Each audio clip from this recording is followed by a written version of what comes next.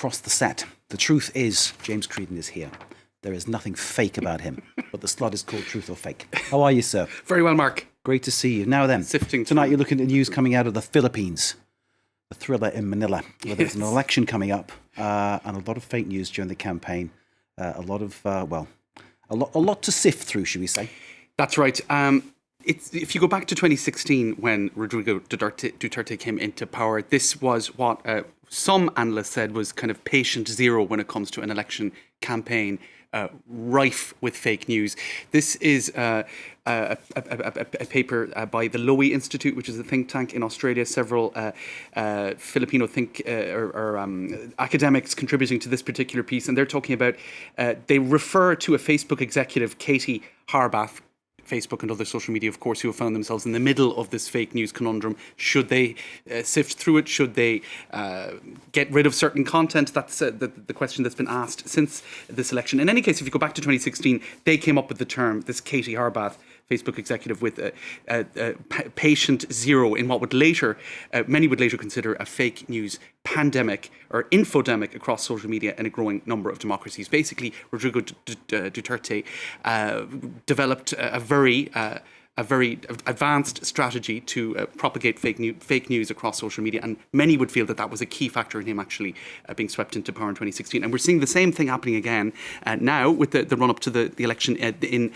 May. The return of the Marcos family, Ferdinand and Imelda Marcos, their son, also called Ferdinand, is hoping to be elected. Indeed, he's well ahead in the polls, and it's very much the same strategies. If you look at what some of the fact-checking media in the Philippines are saying, this particular media, Vera Files, it's one of the better known fact-checking media in the country, and what they have been saying is that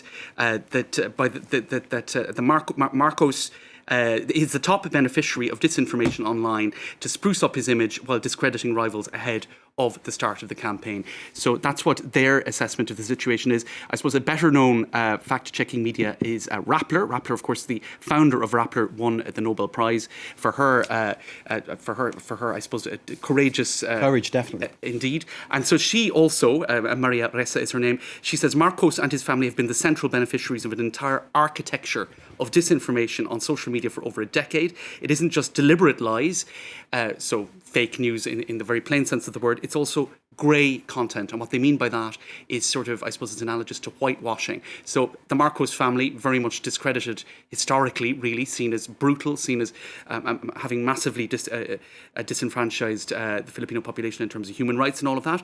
Now there's a lot of whitewashing going on. They're focusing on more respectable members of the family. There was a woman called Irene, for example, who was a more discreet, silent, private member of the family, and she's getting a massive focus on TikTok and elsewhere in order to give the overall family a better reputation. And indeed, with another factor that's being focused on a lot is that it's a very young electorate in the Philippines, and many of them don't remember prior to 1986 the decades-long brutality of that particular dictatorship. So it looks like currently the Marcos and the Dutertes, kind of the fact that they're allied together with a massive amount of fake news threaded through the campaigning means that indeed things are looking pretty positive for him at the moment, although early days yet. Indeed. So it's Marcos's son, whose nickname is Bongbong, as I understand it, yes, running with Duterte's daughter right, to try to sort of bring things together in the way.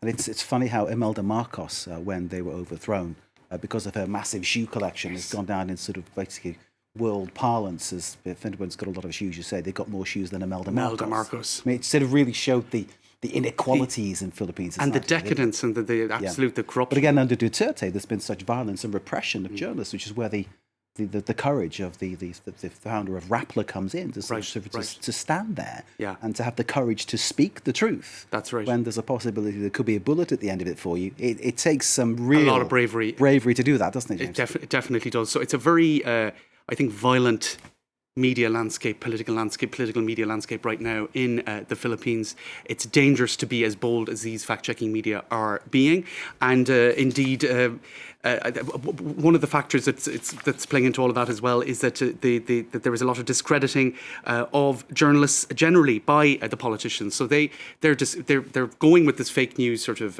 agenda, and then regular journalists who are trying to do their job are being discredited, and then I suppose that leaves a space for people who are trying to establish the facts and have to do it then in, I suppose, what is it requires a lot of courage to do that in that context. Indeed, and of course, for all of us journalists, it's important that we all, basically conduct ourselves in the correct way and make sure that we check everything and make sure we get things straight down the line, as we try to do all the time here at France 24, of course. Watch us for the truth, please. But obviously, if you're there in the Philippines, Vera Rappler, they're giving you a real take on what is really going on. James, as ever, great to see you. Thanks, Mark. James Creedon with Truth or Fake. Thank you.